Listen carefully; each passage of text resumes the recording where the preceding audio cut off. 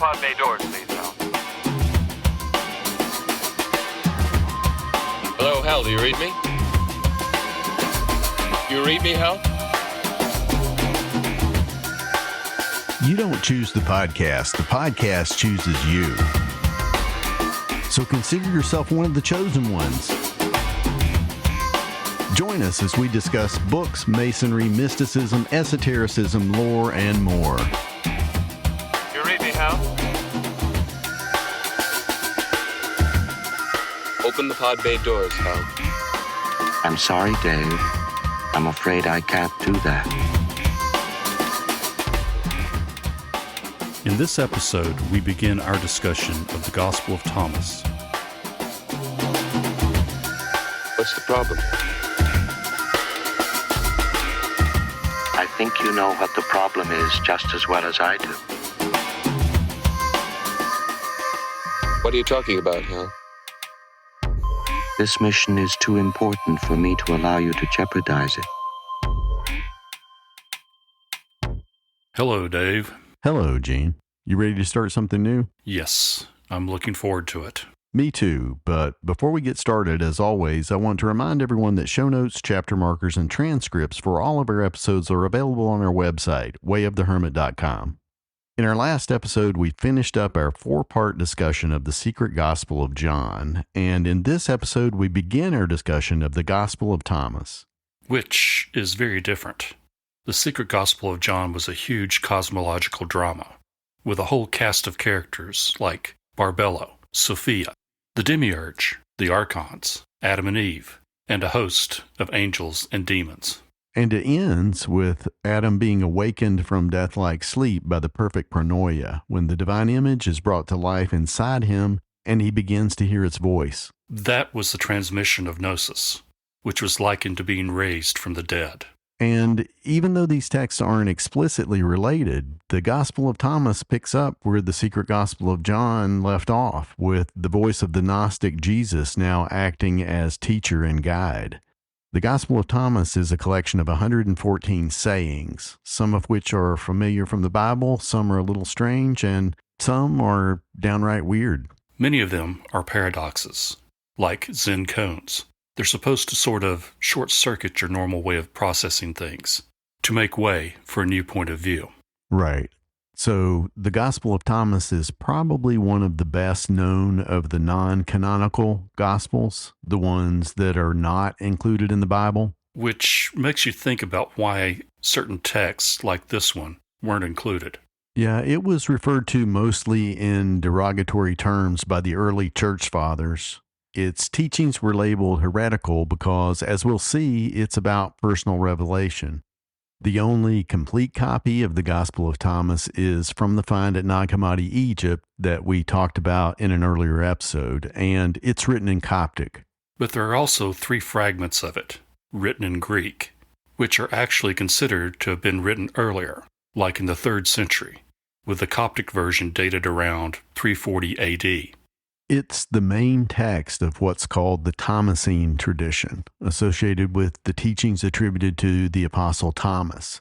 And I think that the way this text was used was as seeds for meditation, like you would take one of the sayings and then meditate on it and let it unfold its meaning to you over time. They're meant for teaching initiates. Yeah, they do have layers of meaning. My first reading was just all of it, in one sitting. It's not long, but you aren't likely to make much sense of it that way. I've since made a couple more passes, taking in just a saying or two at a time, and really thinking about it. You have to take each one and meditate on it to give it time to sink in. You do. And so we encourage everyone to make your own study of the text. I've also included a link to the version that we're using in the show notes. And what we're going to do is look at each of the sayings and make a few comments on it, but more like pointing toward the esoteric meaning that we see. We're not trying to fully define it. Which we can't do that anyway. You have to make it come alive for yourself. Otherwise, it's just words. That's true. So we're going to go through the first 23 sayings today, and then we'll see how it goes in other episodes. But at that rate, it will take about 5 episodes to cover the whole text of the Gospel of Thomas. So, are you ready to start, Gene? Let's do it. All right.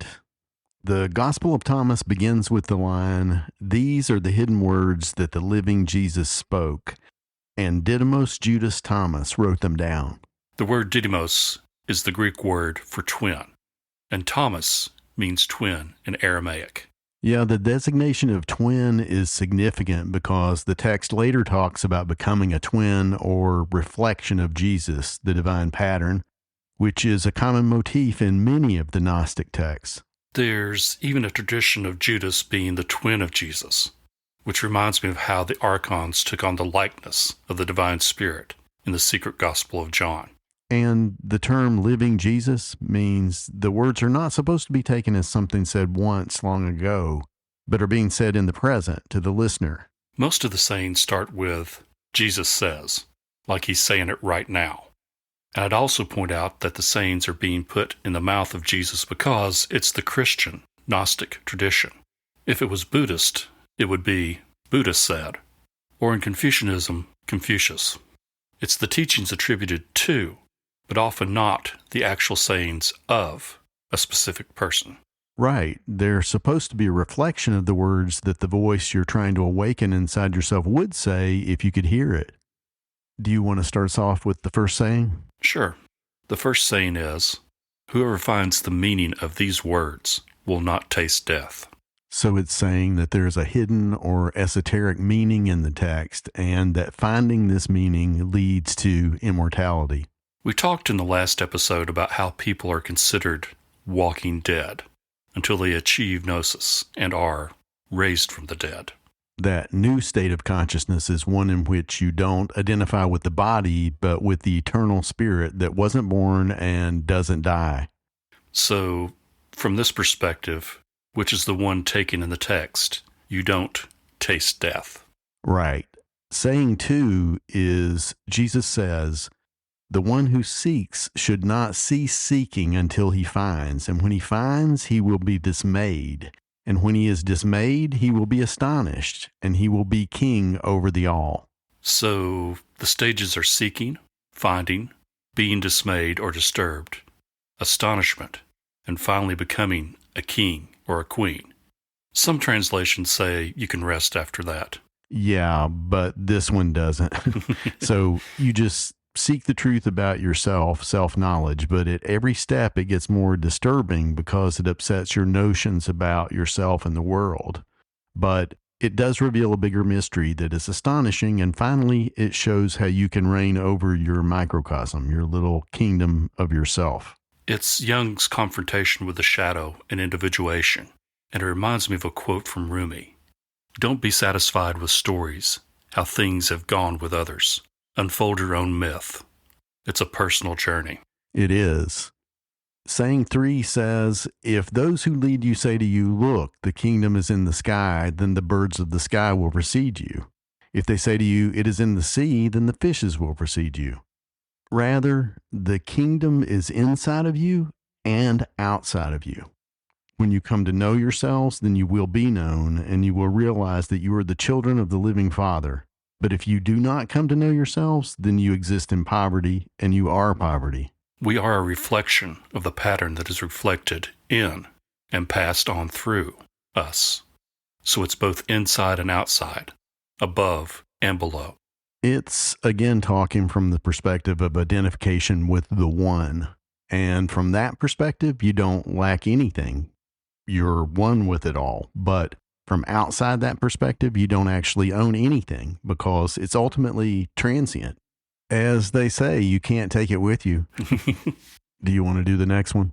Okay. Saying number 4 starts off weird. It says, the person old in his days will not hesitate to ask a child of 7 days old about the place of life, and he will live. For many who are first will become last, and they will become a single one. The last part about becoming a single one is about reuniting with the part that was lost. Again, individuation. Yeah, the person old in days is a person with experience of the world, in contrast to the 7-day-old child who is totally innocent without any experience. So the child represents a time when the psyche is still one with the soul. It's the state we're supposed to return to, but consciously taking with us our experience, but having been transformed through gnosis. Are you ready to move on? Sure. Saying 5. Jesus says, "Come to know what is in front of you, and that which is hidden from you will become clear to you. For there is nothing hidden that will not become manifest."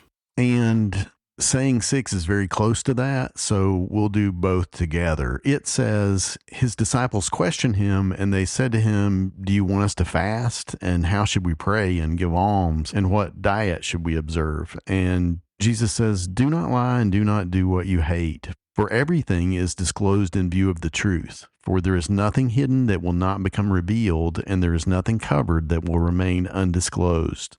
So his answer is just, don't do what you hate, because it all comes out in the wash. Meaning that if you're digging deep inside yourself and you find things you hate about yourself, you will become disturbed, like we talked about earlier, uncovering shadow material. And that's part of the process, uncovering those conflicts. In number 7, Jesus says, "Blessed is the lion that a person will eat, and the lion will become human." And anathema is the person whom a lion will eat, and the lion will become human. Sometimes you eat the bar, and sometimes, well, the bar, he eats you.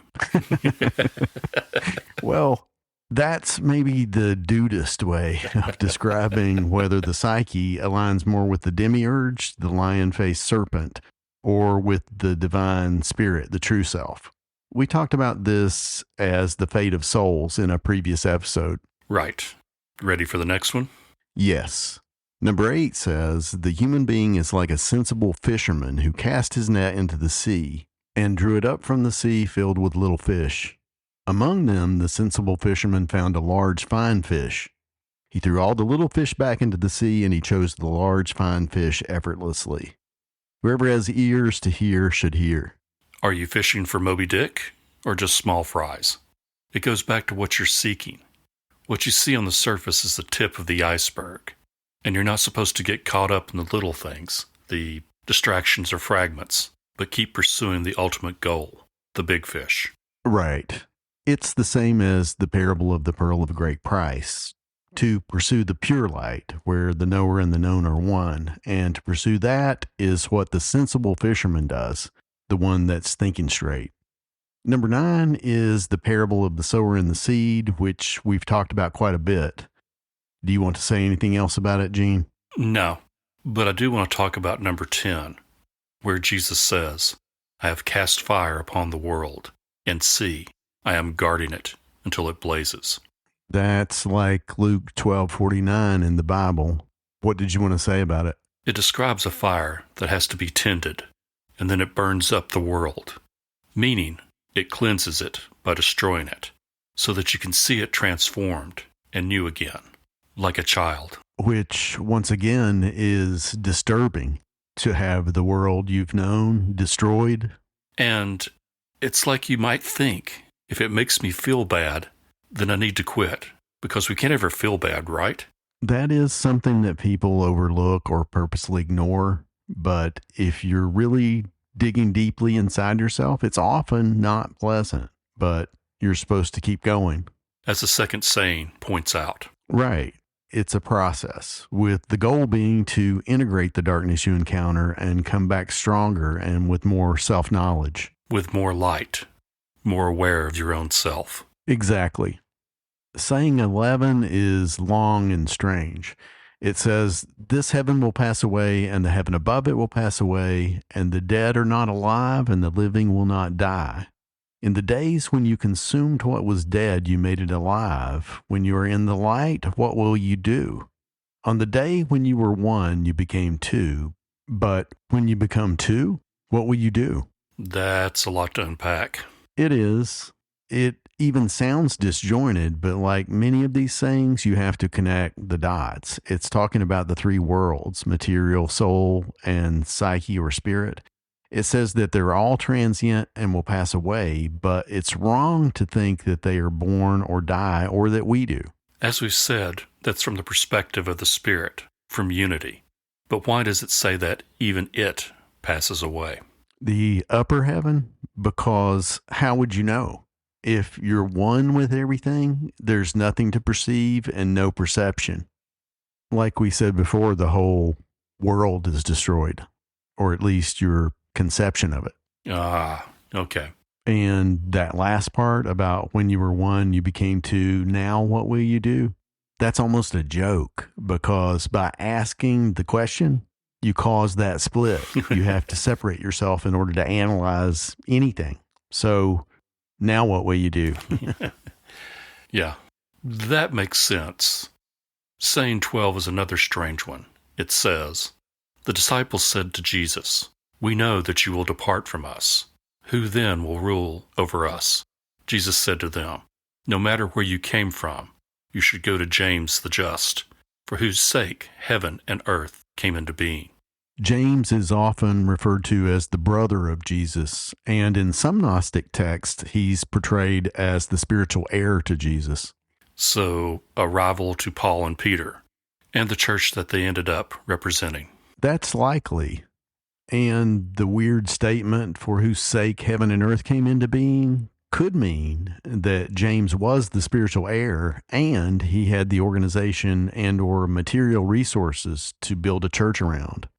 But it didn't work out that way. No, it didn't.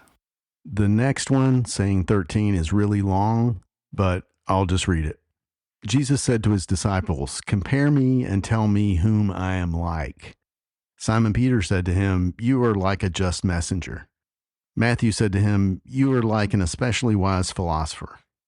Thomas said to him, "Teacher, my mouth will not bear at all to say whom you are like." Jesus said, "I am not your teacher, for you have drunk, you have become intoxicated at the bubbling spring that I have measured out." And he took him and withdrew, and he said 3 words to him.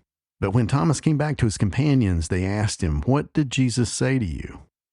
Thomas said to them, "If I tell you one of the words he said to me, you will pick up stones and throw them at me, and fire will come out of the stones and burn you up." It's interesting that Peter sees him as a messenger, another prophet of the Lord in the Jewish tradition, and Matthew sees him as a wise philosopher, like in the Greek tradition. But Thomas sees him as something more than that. He's been intoxicated by the Gnostic initiatory tradition, meaning he's been prepared to understand the words that are communicated to him and the others have not. Thomas thinks that they would consider them either heretical or crazy and might even try to kill him. Pearls before swine. Yeah, same thing.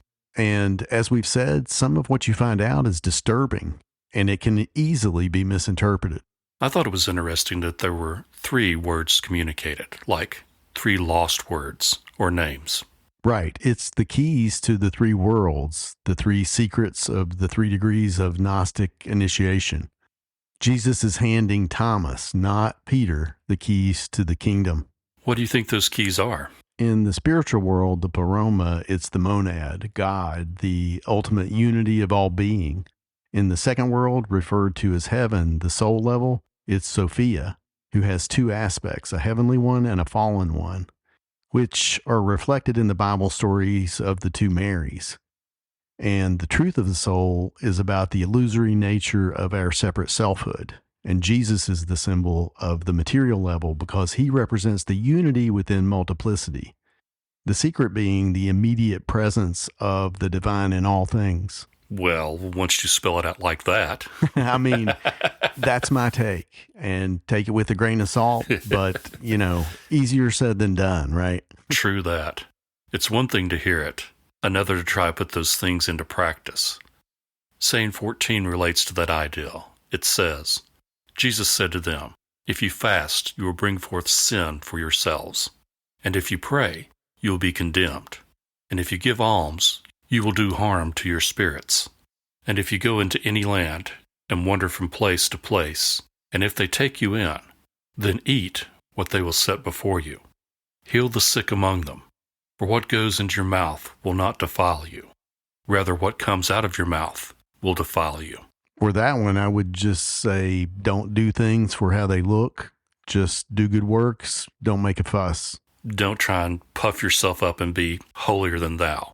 Just hold to your principles and speak the truth.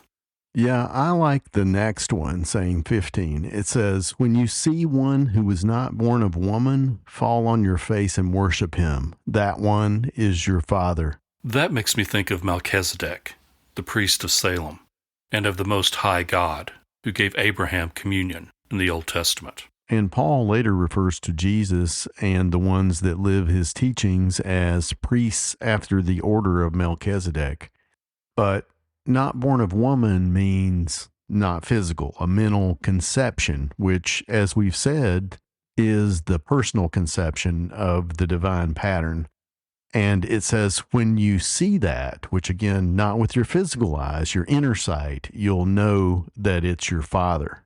If you have eyes to see it, meaning to recognize the truth of our own divine nature, our spiritual lineage, with Melchizedek representing that part that acts as priest or intermediary of that realization. And it's saying that this divine conception or immaculate conception is your spiritual father, meaning the pattern that unfolded into you, the creator of your world or your conception of the world.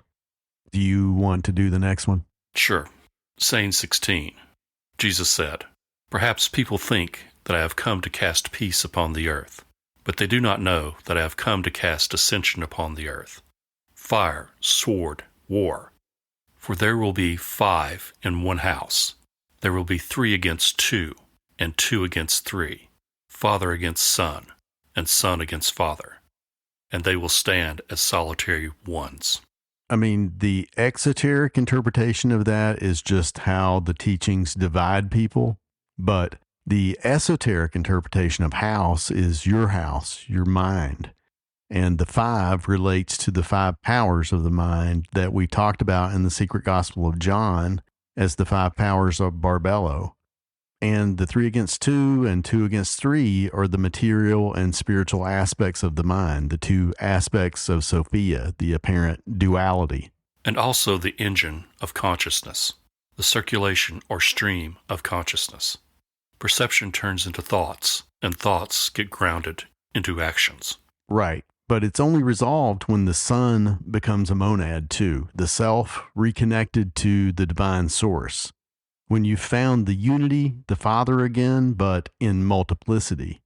It's what I talked about earlier about the third word revealed to Thomas, which is symbolized by Jesus and what he represents. Unity in multiplicity. That's good. Next one. Yes. Saying 17 is, Jesus says, I will give you what no eye has seen, and what no ear has heard, and what no hand has touched, and what has not occurred to the human mind. Beyond sight, sound, touch, or even thought. Gnosis. It's outside of what your mind can conceive of, because it transcends it. Exactly. Number 18 says, the disciples said to Jesus, tell us how our end will be. Jesus said, have you already discovered the beginning that you are now asking about the end? For where the beginning is, the end will be too. Blessed is he who will stand at the beginning, and he will know the end, and he will not taste death. It's the Kabbalistic saying that the end is embedded in the beginning in the end. Which came first, the chicken or the egg? Right. There's a mystery at the beginning of things that is very obvious for anyone who cares to look. He's saying you haven't figured that out, how you came to be, your mind, your soul, and psyche. But they're worried about dying, about their individual existence ending. And he's saying that they're looking at it wrong. The teaching is that from the perspective of spirit, you aren't born and you don't die. You're part of something much bigger and more mysterious than our limited perspective allows us to see. It makes me think back to the process that says you seek, then you find. Then you are disturbed, but then you're amazed. Right. In saying 19, Jesus says, blessed is he who was before he came into being. If you become disciples of mine and listen to my words, these stones will serve you.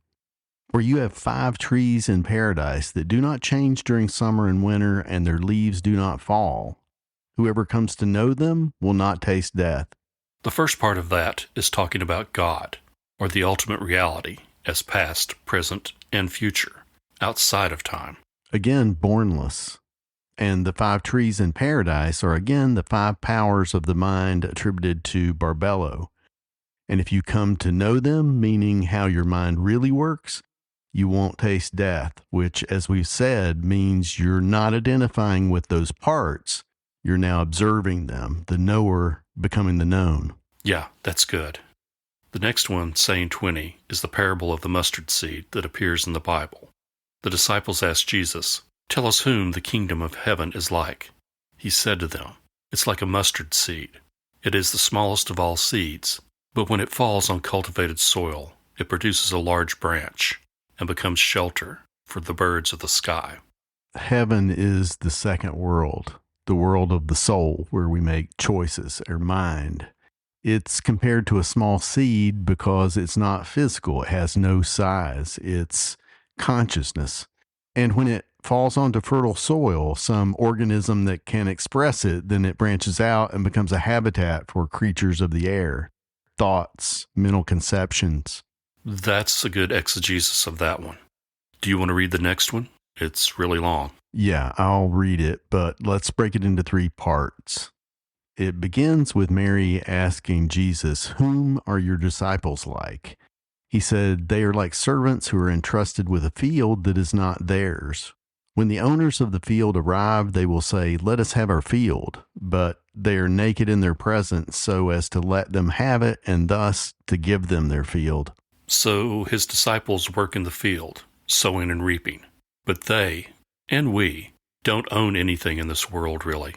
In a sense, it's all borrowed, even your body. That's good. The next part says, "That is why I say, when the master of the house learns that the thief is about to come, he will be on guard before he comes and will not let him break into his house, his domain, to carry away his possessions.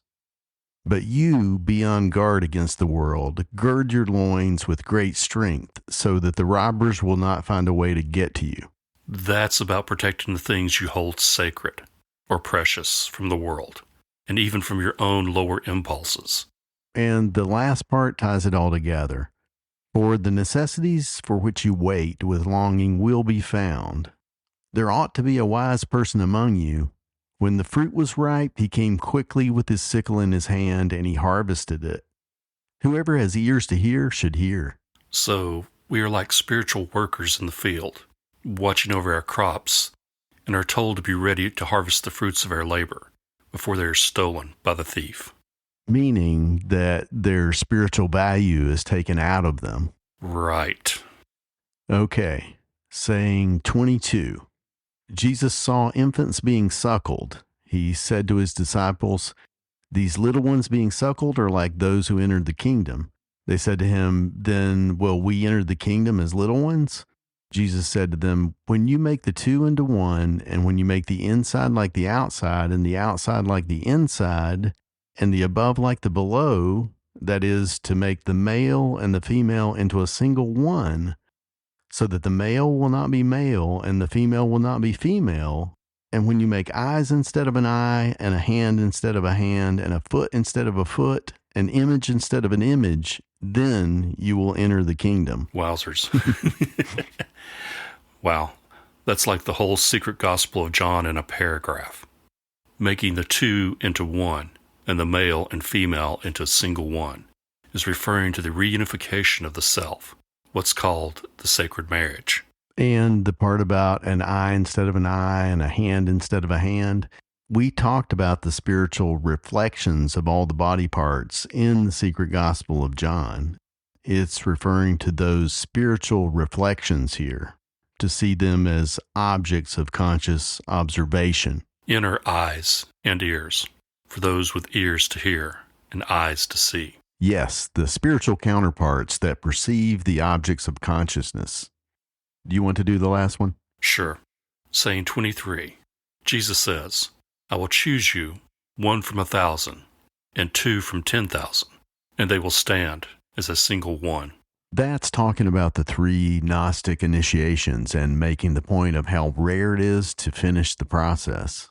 1 in 1,000 awaken to a higher purpose. It's even rarer for the awakened soul to make contact with their higher self. That's the 2. And the final step is for those 2 to become one with the divine source, the monad, to become a single one. And that's the alchemical opus, union with the divine. Yes. So that concludes the first part of our discussion. I do want to mention that I've created a deep dive page that discusses more about the Gospel of Thomas, and I've linked to it and other resources like the translation that we're using in the show notes. So, Gene, what are your final thoughts? I've been thinking about how Thomas is portrayed in the Bible as a doubter. He has to actually touch the living Jesus before he will believe. Right. What are you thinking about that? That Thomas is the archetypal Gnostic. He has to have first-hand knowledge, or gnosis, himself. In the 13th saying, Peter sees Jesus as a prophet, and Matthew sees him as a philosopher. But Thomas sees him as something more, beyond words and normal conceptions. Someone who can impart gnosis, who can make you like him. Which brings up the most interesting thing to me this time, the concept of becoming the twin of Jesus. Which is considered blasphemy from an Orthodox view.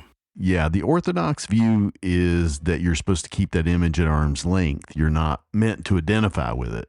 But in the Gnostic system, the goal is to bring that image of perfection to life, to reflect it inside your mind, to become Jesus's twin.